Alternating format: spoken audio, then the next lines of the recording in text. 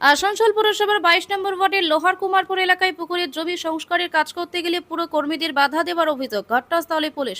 পুনরায় সংস্কারের কাজ শুরু করল পুরসভার সাফাই কর্মীরা। স্থানীয় সূত্রে জানা গেছে, আসানসোল পুরসভার 22 নম্বর ওয়ার্ডের লোহার কুমারপুর এলাকায় একটি পুকুরের জমি সংস্কার করতে যায় পুরকর্মীরা। সেই সময় পুরকর্মীদের কাজে বাধা দেয় জনৈক দুই ব্যক্তি। সাফাইয়ের কাজ বন্ধ করে দেয় পুরকর্মীরা। আসানসোল পুরসভায় বিষয়টি জানালে পুলিশকে সাথে নিয়ে ঘটনাস্থলে আসেন পুরসভার আধিকারিকেরা।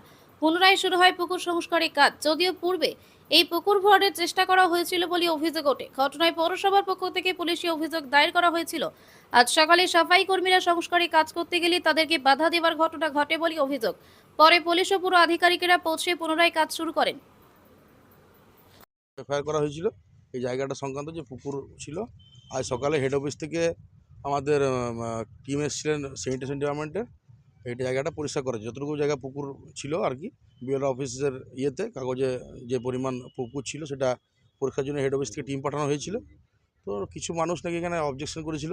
তো সেটা আমাদের এসআই যিনি আছেন তিনি হেড অফিসে জানাবার পর আমাদের সেবা সার্ভেয়ার যে কেদার মেয়র সাহেবের অর্ডারে আমরা আবার এখানে আসি জায়গাটা পুরোভাবে যাতে সুষ্ঠুভাবে কাজটা হয় সে কারণের জন্য। এখন কি কেউ বাধা দিচ্ছে আপনাদের? না, এখন তো রয়েছি, আমরা সবাই রয়েছি, কোনো বাধা কিছু নেই। আমাদের পুলিশ আধিকারিকরা আছেন, অসুবিধা নেই কিছু।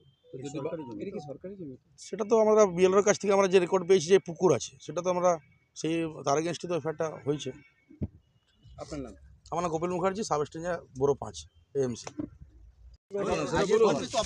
আমাদের অ্যাসিস্ট্যান্ট ইঞ্জিনিয়ার বলবে। না, আপনি এসেছেন কি কারণে? আমাদের অর্ডার এসেছে, মেয়রের অর্ডার সাহেবে অ্যাসিস্ট্যান্ট অর্ডার ইঞ্জিনিয়ার। দিয়েছে কি পুলিশ নিয়ে এলেন কেন? কি অর্ডার? আমাদের অ্যাসিস্ট্যান্ট ইঞ্জিনিয়ার জানেন। তো আপনি কে? আমি সার্ভিয়ার।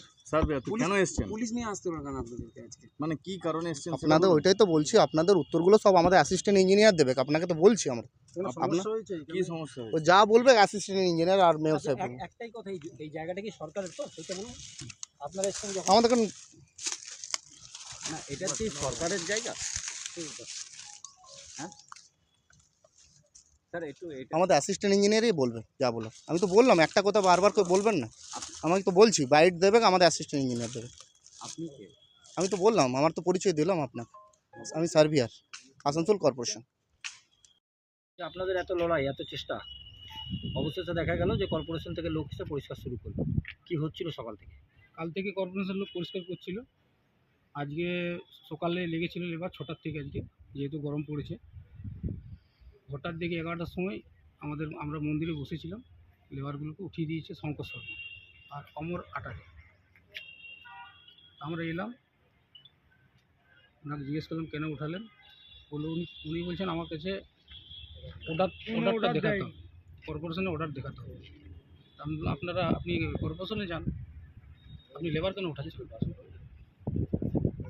ওনাকে এইভাবে আমরা ছেড়ে দিলাম। তারপরে আমরা খবরাখবর করলাম, মেয়র সাহেবকে খবরাখবর করেছি যে এই ব্যাপার ঘটনা ঘটেছে। মেয়র সাহেবের আবার লোক পাঠিয়েছেন, এখন পুলিশ পাঠিয়েছেন। এখন আবার কাজ শুরু হয়েছে। এখন কাজ শুরু হয়েছে আবার। কি আশা করছেন? আমরা তো আশা করে আছি পুকুরটা যেন হয়। গ্রামবাসী খুব আশা, আশেপাশের লোকেরও আশা, প্রচণ্ড আশা। আমাদের মানে এই পুরো এরিয়াটাতে একটা পুকুর নেই। ইয়াতে ছোট পুজো হয় আর হয়, সব হয়। কি নাম আপনার? আমার নাম পবিত্র ঘোষ। উঠা একটু মোবাইলটা। কাকে ওঠাবো? আন্দোলনের পরে আজকে কাজ করতে এসেছিল, তারপর কি হলো?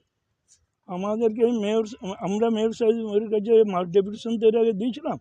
মার্ক ডেপুটেশন দেওয়ার পরে মেয়র সাহেব ব্যাপারটা তদন্ত করে দেখেছেন, বিএলআরও রিপোর্ট নিয়েছেন। রিপোর্টে বিএলআরও জানিয়েছেন যেটা পুকুরের রেকর্ড আছে এবং জনসাধারণের ব্যবহার্য রেকর্ড আছে। অতএব এই পুকুরটা মেয়র সাহেবকে আমরা দাবি করেছি, যদি পুকুরের রেকর্ড থাকে, জনসাধারণের ব্যবহার্য রেকর্ড থাকে, তাহলে এটাকে বাউন্ডারি দিয়ে আবার এটাকে ভরাটও করে দিয়েছে। তো আপনি মেয়র সাহেব আছেন, আপনি ইমিডিয়েট অ্যাকশন করেন। এরপরে মেয়র সাহেব এফআইআর করেছেন, ওটি আননোনভাবেই করেছেন আর কি, কারণ নাম দিয়ে করেননি। আমরা যে কমপ্লেনটা মেয়র সাহেবের করেছি তাতে কিন্তু আমরা নাম দিয়েছি, যারা এই জায়গাটাকে, এই পুকুরটাকে ভরাট করেছে তাদের নাম দিয়েছি। আমরা চিফ মিনিস্টারকেও আমরা ওইভাবে জানিয়েছি। আমরা ডিএলআর তো ডেপুটেশন দিয়েছি, আমরা ডিএম সাহেবকে মাস ডেপুটেশন দিয়েছি। এরপর আজকে কি হলো? আজকে যেটা হলো, মেয়র সাহেব বলেছিলেন যে ঠিক আছে, পুকুরটা বার করার আগে ঝুপ জঙ্গল হয়ে আছে, একটু মাপটাপ করে তারপরে মেয়র সাহেব অর্ডার দিয়েছিলেন লেবার লাগিয়ে জঙ্গলগুলো একটু সাফ করিয়ে দিতে।